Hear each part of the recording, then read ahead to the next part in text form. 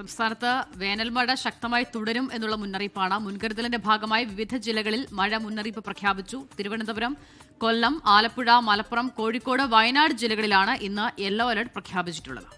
അനീഷ് ദേവസിയാണ് കോഴിക്കോട് നിന്ന് വിവരങ്ങളുമായി ചേരുന്നത്. അനീഷ്, അപ്പോൾ വേനൽമഴ ശക്തമായി തുടരും എന്നുള്ള വിവരങ്ങൾ തന്നെ വരുന്നുണ്ട്. ഏതൊക്കെ ജില്ലകളിൽ ഏതൊക്കെ തരത്തിലുള്ള അലർട്ടുകൾ നൽകിയിട്ടുണ്ട്?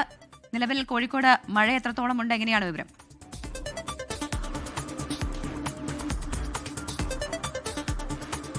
Pravitha, good morning. ഏതായാലും ഈ കഴിഞ്ഞ ഏതാനും ആഴ്ചകളായി കടുത്ത ചൂടിൽ വീർപ്പ് മുട്ടുകയായിരുന്നു ഈ കോഴിക്കോട് നഗരവും അതുപോലെ തന്നെ ജില്ലയുടെ മലയോര മേഖലയിലും. ഏതായാലും ഈ ചൂടിന് ആശ്വാസമായി ഇന്നലെ കോഴിക്കോട് നഗരത്തിലും മലയോര മേഖലയിലും വേനൽമഴ ലഭിച്ചിരിക്കുകയാണ്.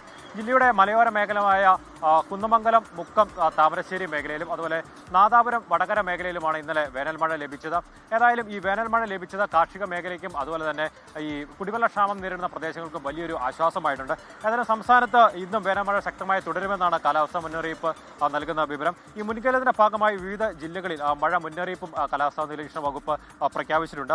ഈ തിരുവനന്തപുരം, കൊല്ലം, അതുപോലെ ആലപ്പുഴ, മലപ്പുറം, കോഴിക്കോട്, വയനാട് ജില്ലകളിലാണ് ഇന്ന് യെല്ലോ അലർട്ടാണ് പ്രഖ്യാപിച്ചിരിക്കുന്നത്. അതുപോലെ തന്നെ നാളെ പാലക്കാട്, മലപ്പുറം, കോഴിക്കോട്, വയനാട് ജില്ലകളിലും യെല്ലോ അലർട്ട് പ്രഖ്യാപിച്ചിട്ടുണ്ട്. അതുപോലെ തന്നെ ശക്തമായ ഇടിമിന്നലും മണിക്കൂറിൽ 50 കിലോമീറ്റർ വരെ വേഗതയിൽ കാറ്റിനും സാധ്യതയുണ്ടെന്നാണ് ഇപ്പോൾ നിലവിൽ കാലാവസ്ഥാ നിരീക്ഷണ വകുപ്പ് നമുക്ക് നൽകുന്ന മുന്നറിയിപ്പ്. പ്രവിത, അനീഷ് ദേവസിയാണ് കോഴിക്കോട് നിന്ന് കാലാവസ്ഥയുമായി ബന്ധപ്പെട്ട വിവരങ്ങൾ നൽകിയത്.